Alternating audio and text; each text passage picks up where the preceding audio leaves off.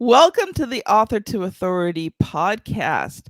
And today we are having a very interesting conversation about launching your book. And I know I'm already going to enjoy this conversation because I'm talking to someone in the industry. So we can dive deep into this topic today. So I want to welcome Alex Nazzaro. She's the founder of Axel Author Services, an agency providing authors with turnkey support in editing, book design, and book marketing. She's worked with over 100 authors in the United States, Canada, Europe, and Australia, and has experience in all genres, including nonfiction, memoir, fiction, children's books, coloring books, and journals. A graduate from Concordia University in creative writing, Alexa is also a member of the Independent Book Publishers Association, the Alliance of Independent Authors, and the Writers Union of Canada. That is a very impressive list. And welcome to the show, Alexa. Thanks so much for having me, Kim.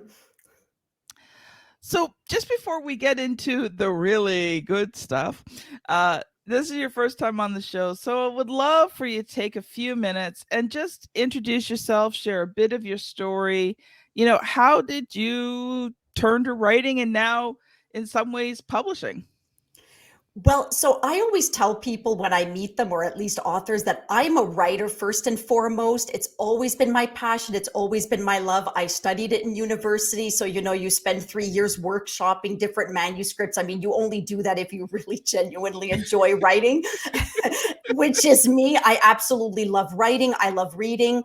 What I did a few years ago was I decided to launch a business communications firm as a freelance copywriter, basically. And it was fine. It was good business, but obviously there was that creative side that was missing until the day that one of my clients who had hired me to do website copy said, "By the way, I've got this ebook. I'd like to set it up somewhere. Can you help me with that?" And then just kind of like a light bulb went on and said, maybe there are other people who need this as well. So I sort of started just attracting more and more authors who, for one reason or another, had decided not to go the traditional publishing route, or they had tried and they weren't getting through those gates and whatnot, through the gatekeepers. And I just really, really enjoyed the creative process, because it's a lot of these manuscripts, whether it's nonfiction or fiction, they're deeply personal for the author. And so when you're allowed in, so to speak, it can be a really nice, creative, trusting collaboration. So I just enjoy those experiences. Wow. Most people don't realize, but I fell into publishing. You fell in. Yeah. Now, if you've been listening to the podcast long enough, you know that I was told at the age of 7 that I shouldn't write, carried those words for 30 years. Yeah. Then about 12 years ago now, or 13, I don't know, I lose track of time. I started writing books. 2015, my son's getting married. And we have 2 cars we're driving by faith. I don't know if you've ever driven a car by faith before, but that's where the car is no longer repairable, or at least it's not worth repairing anymore, but it's in such bad shape and you don't have the money to replace it, that you get in the car and you pray that you make it to where you're going to go. You do your thing, you get back in the car and you pray you make it back home again. Okay. A lot of praying. And I was on a freelance site because while I am very crafty, I'm like great at writing. Do never ask me to draw anything, and don't ask me for my opinion on color, because it's just not good.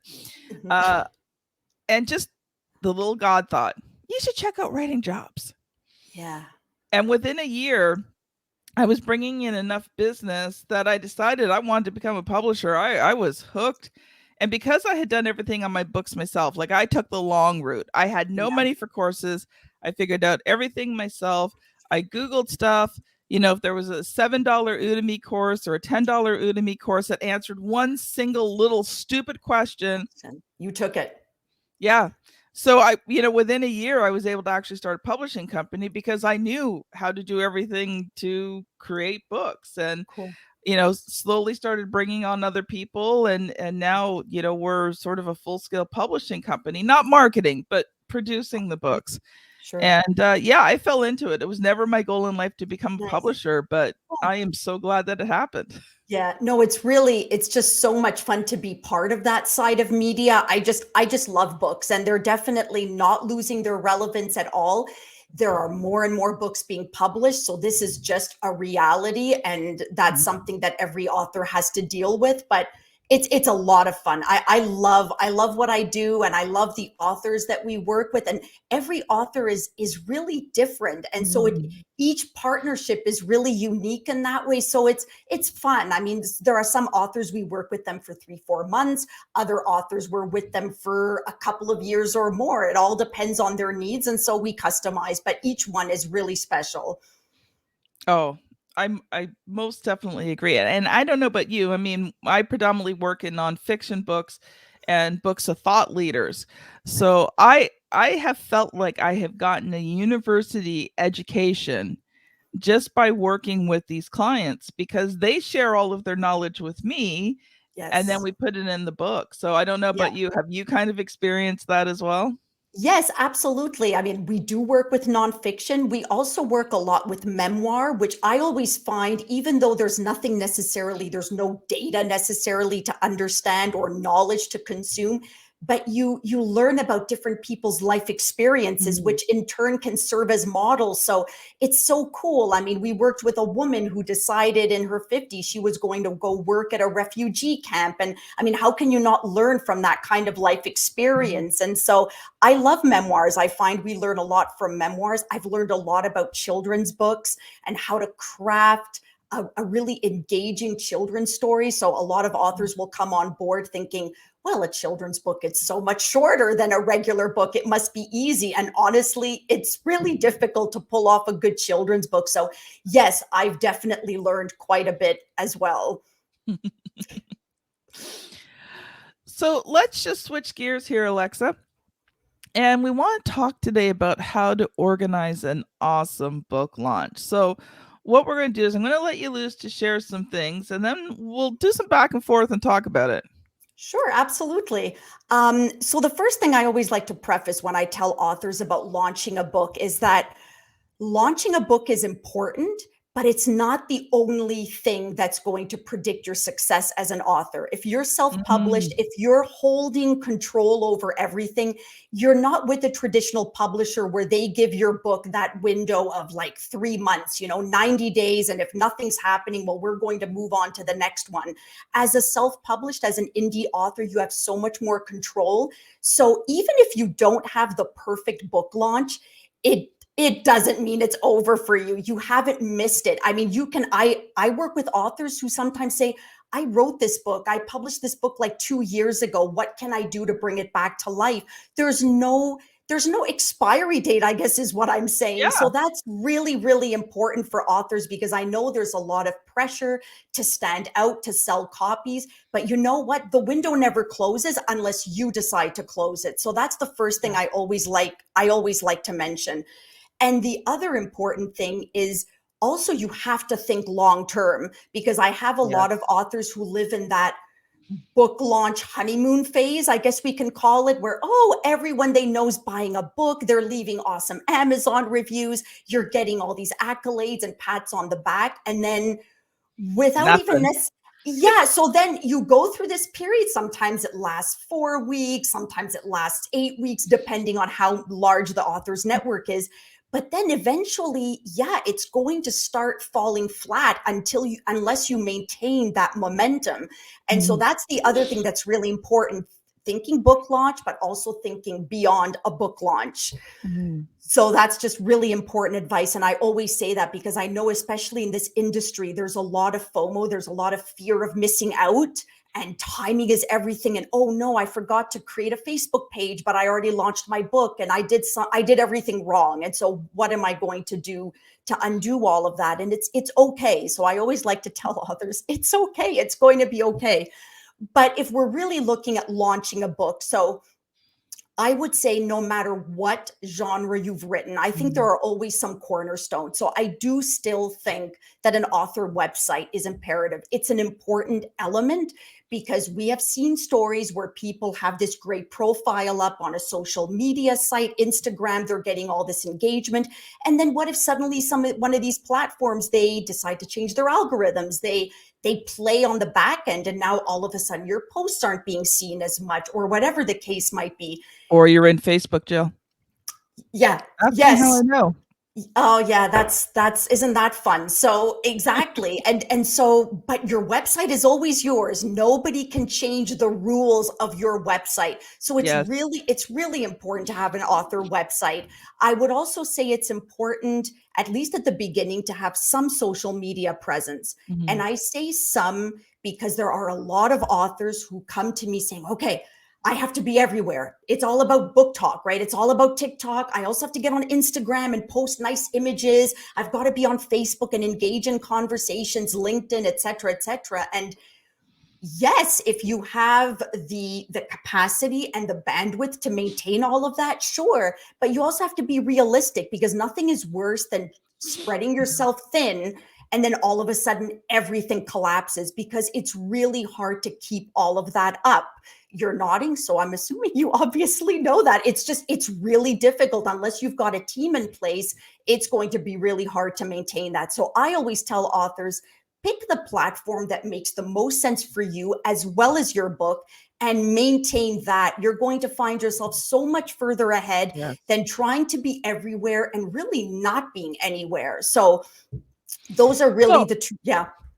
no, I was just gonna say, when you look at each social media, Yeah. if you want to get that social media working for you, you have to hit sort of certain levels, Yes. right?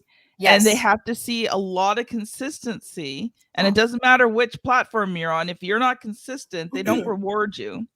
No. Now, you have to be consistent in different ways on each platform, but it's Yeah. the consistency that gets you rewarded. So you're better off to take 6 months to a year, focus in on one platform, get it big, get it good, get it Yes. strong, have a good Absolutely. following on there, and Absolutely. then open up something else, as opposed to trying to be everywhere to everyone and do nothing for nobody.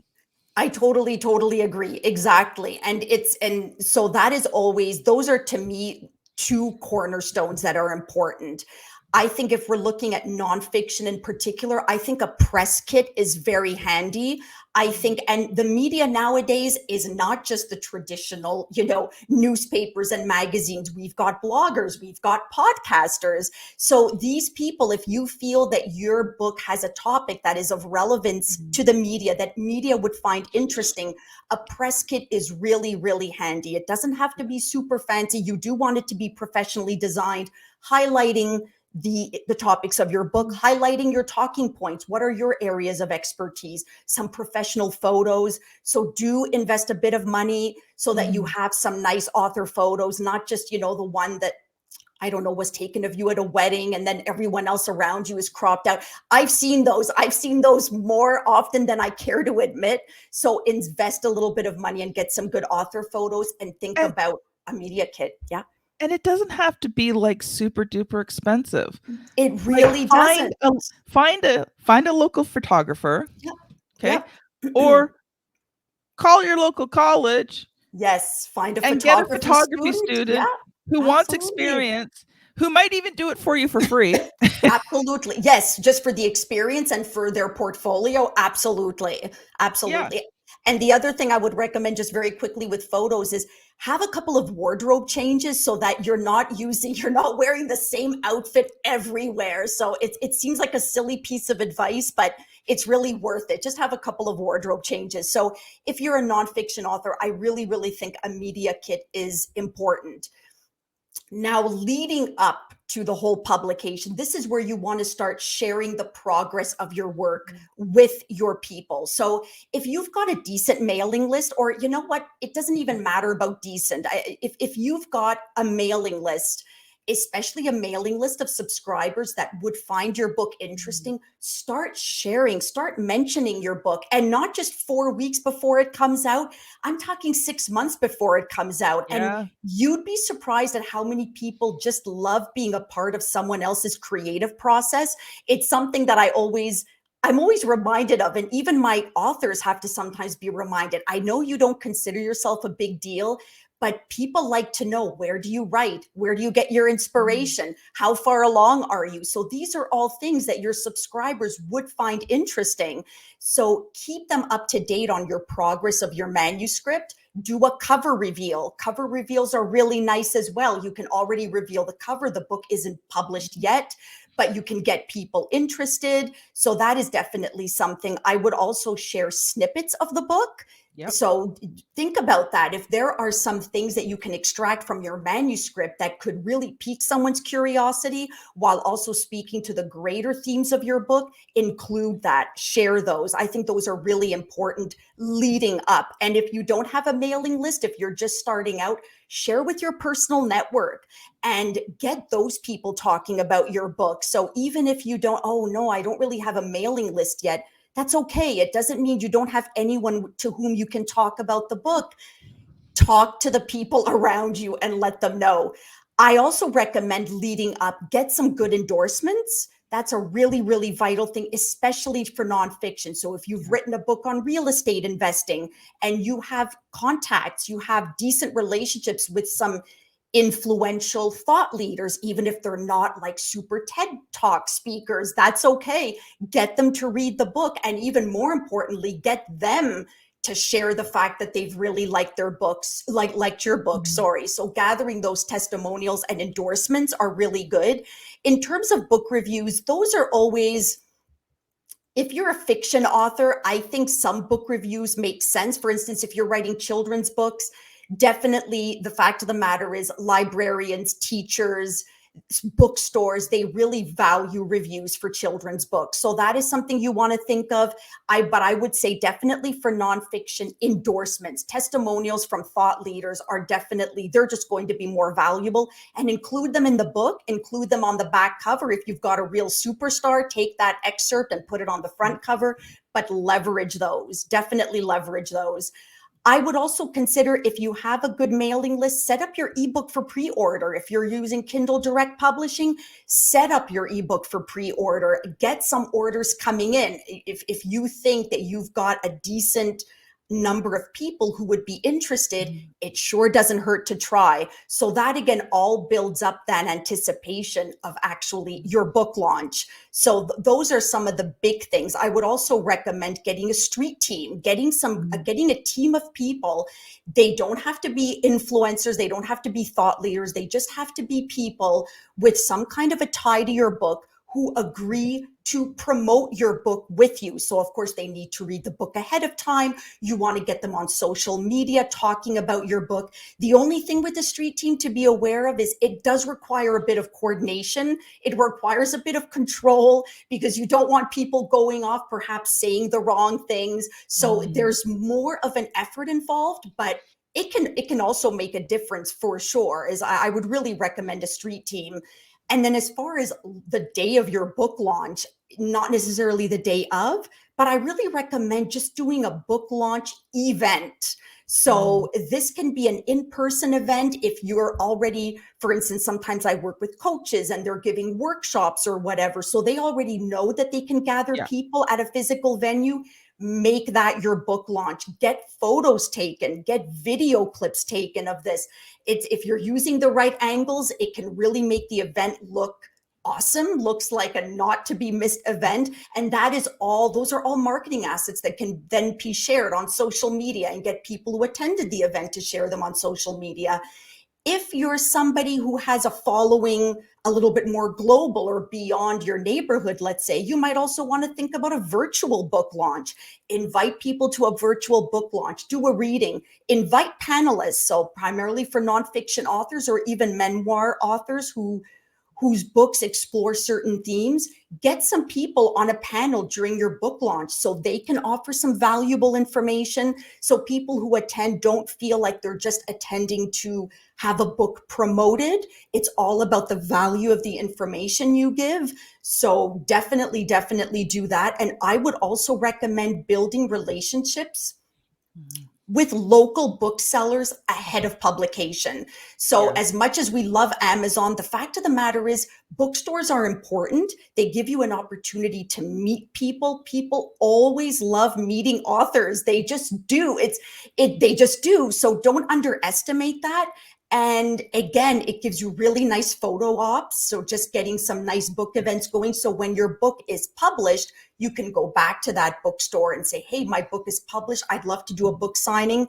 And honestly, in my experience, the vast majority of booksellers are happy, more than happy to have authors come in and do a book signing. So it's really important. The only thing, of course, with bookstores is you want to look professional, because the fact of the matter is there is still a stigma attached to self-publishing and indie publishing. We have come a long way. There are really great associations like the Alliance of Independent Authors, as you mentioned, Kim, the Independent Book Publishers Association. There are so many resources.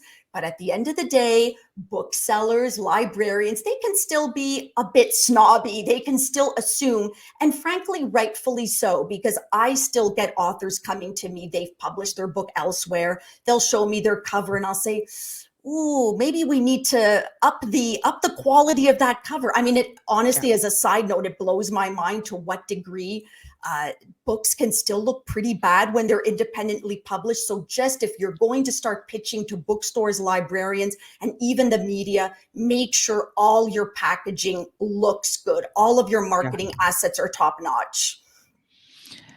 You know, you're so correct there. Like, you know, people say that they don't judge a book by its cover, but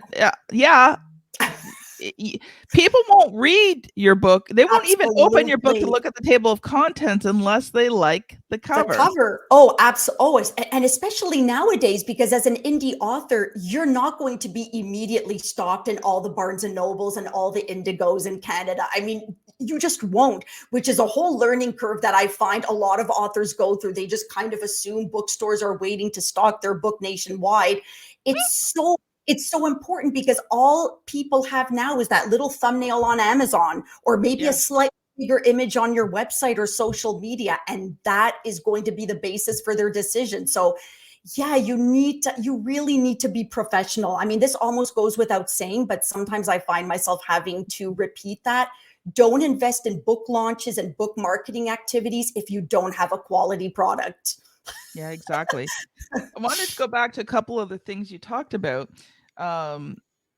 When you talked about promoting your book way back when, even 6 months before, one of the things I found effective, now I didn't really have an email list, but I had a half decent social media following and network. And one of the things I did, which really generated a lot of interest, was I actually let them vote on some things. Oh yes, absolutely. The polls are great. You know, I had 3 or 4 different covers. You know, I had a few different versions of the subtitle. So I let them vote on all of this stuff. First of all, because it was great market research. Yes, I agree. And ultimately, at the end, I was able to create a cover and a subtitle and all that. Even the author to authority, I played around with, I don't know, I spent a year playing around with a whole bunch of different stuff, just putting out ideas out there, letting people comment on it and vote on things. And so, you know, when you go to launch your book, if people have invested in the book, absolutely, by voting on different things, then, you know, then they want to buy the book because they're like, hey, like I helped design the cover, right? Very, very good point. Really, really good point. And again, it just sort of speaks to the whole relationship that you are ultimately trying to build with potential readers for your book. And that's really what it's all about. The big challenge, of course, for some authors is, I'm not ready yet to talk about my book. And that's really a mental hurdle, which is completely understandable as a writer myself. You know, if your manuscript is still in progress, why do you want to start talking about it? But you have to make yourself vulnerable to a certain degree Yeah. because you need that time. Again, as I said at the beginning of this episode, I mean, it's not, the door doesn't close, but if you want to leverage a good book launch, you need time. So Yeah. don't start talking about your book 4 weeks ahead of time. Yeah. Well, the other thing, and this is something I've got to tell my clients, like, you cannot be so emotionally connected to your Oh yeah. book Oh because yeah. it's almost like your baby. Like, it's like your Absolutely. child, right? Oh, Like, and totally. someone says something bad about Oh your my kid, like, gosh. hello, right? Oh And yes. because like I predominantly work with like nonfiction thought leaders, Hmm. stuff like that. So they're using their books as marketing tools. Of These are course. not necessarily a memoir or No, biography it's or it's like a business card. It's an elaborate business yeah. card. So, I say to them, I'm like, you're using this as a marketing tool. You Yes. cannot be emotionally attached to this Yeah, thing. I agree. And I and agree. and if everyone's telling you they want this, Right. then listen. Yes. I don't care whether you don't. Okay, you've got to be able to own it. Okay, so if you Yeah. absolutely hate it, that's a different story. Yes, of But course. if it comes down to two choices and you're really leaning towards one, but the other one is good too, and your audience is telling you they want number two. Yes. Yes. I agree. I agree. The other thing, actually, sort of an extension of that is, when you launch your book, you're going to get people making comments about your book, even leading up to book launch. Oh, I read the book, chapter 4. Everyone will always have an opinion. So at some point, hopefully by the time your book has already been designed and laid out, you have to disengage, you have to let go. Yes. People will always have their opinions, but don't let that deter you from launching with confidence, unless of course there's some horrible inconsistency or like really bad mistakes, which hopefully wouldn't happen if you've done all the right publishing steps, right, Kim? So your book will not be those problems, but you are always going to find someone saying, oh, in this chapter I thought you would talk more about this. Well, you didn't, and that's okay. You can talk about that in your next book. Well, that's what I tell my clients too, right? Because like Yeah. we get about halfway through the process, and all of a sudden they want to start adding stuff to the book. Oh my gosh. And I look at I have two words for them. Yeah. Book 2. Book 2. Exactly. And You they look at have me and to they let go, go. no, Book 2. book 2. Yeah, exactly. The other thing I wanted just to touch base on that you talked about is those endorsements. Yeah. So sometimes you may not have someone who is famous by name, but Right. that's not the only kind of endorsement that you can get. If you can get someone who's famous by title, so their name might not be recognizable.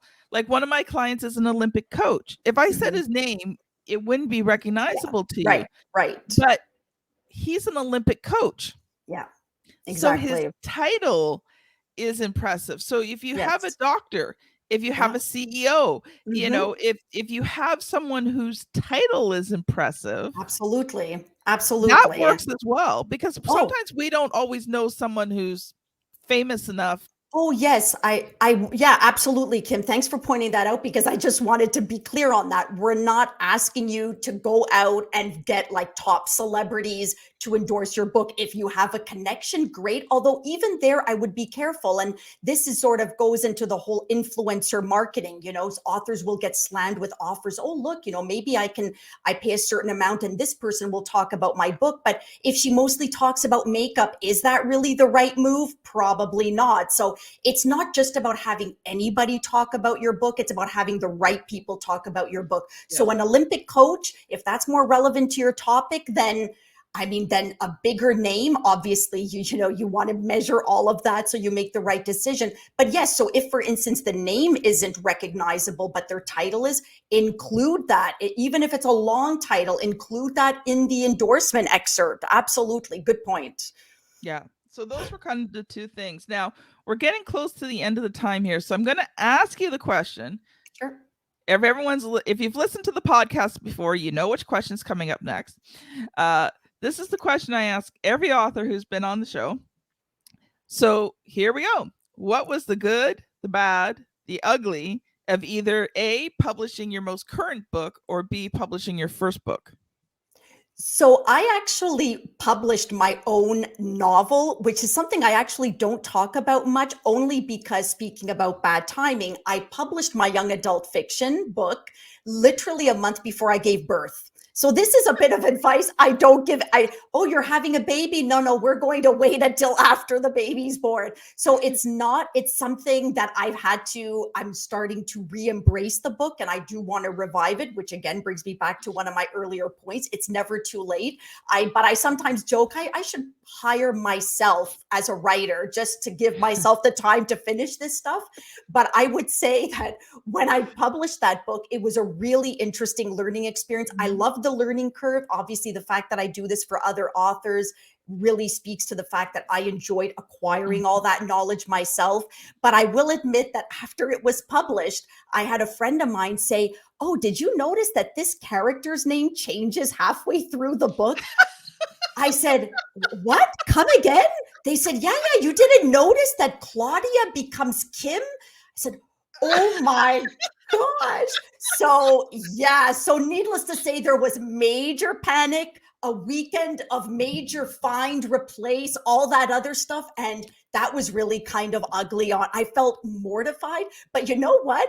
A lot of other people never even noticed, but she did. But there was no way I was going to let that slide. A little typo I can let slide, but a character name change? No, definitely not. So that was the ugly, the bad and the ugly all wrapped into one.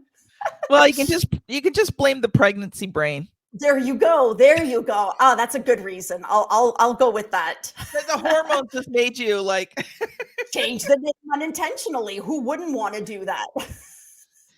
And I mean, Kim's a great name. So they're all good names. They were all good names, but I just couldn't. I said, no, just please tell me you're joking. No, look, as of chapter whatever, it changes. Oh my gosh.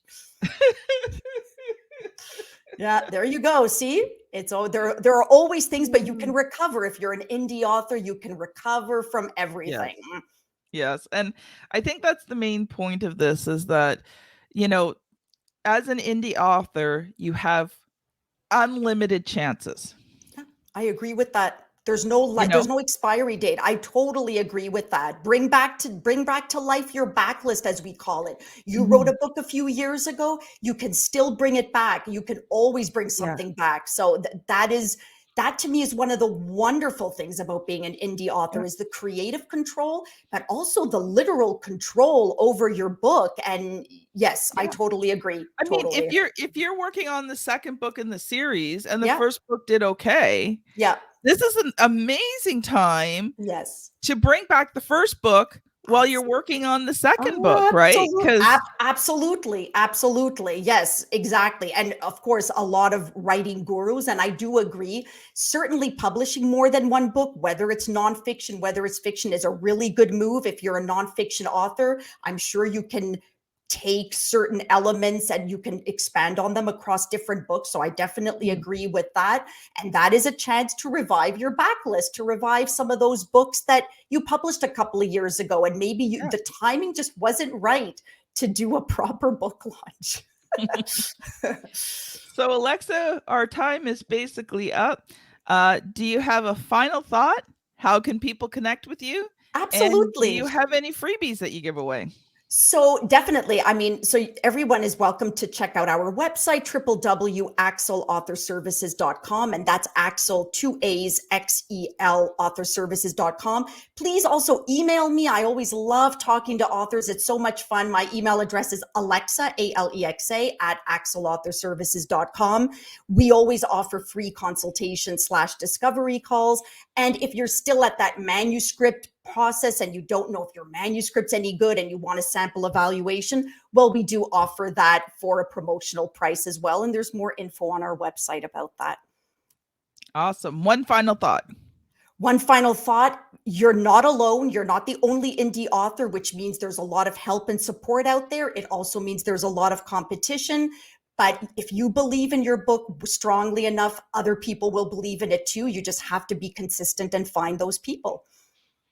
That is awesome. Thank you so much. This has been Alexa and Kim on the Author to Authority podcast.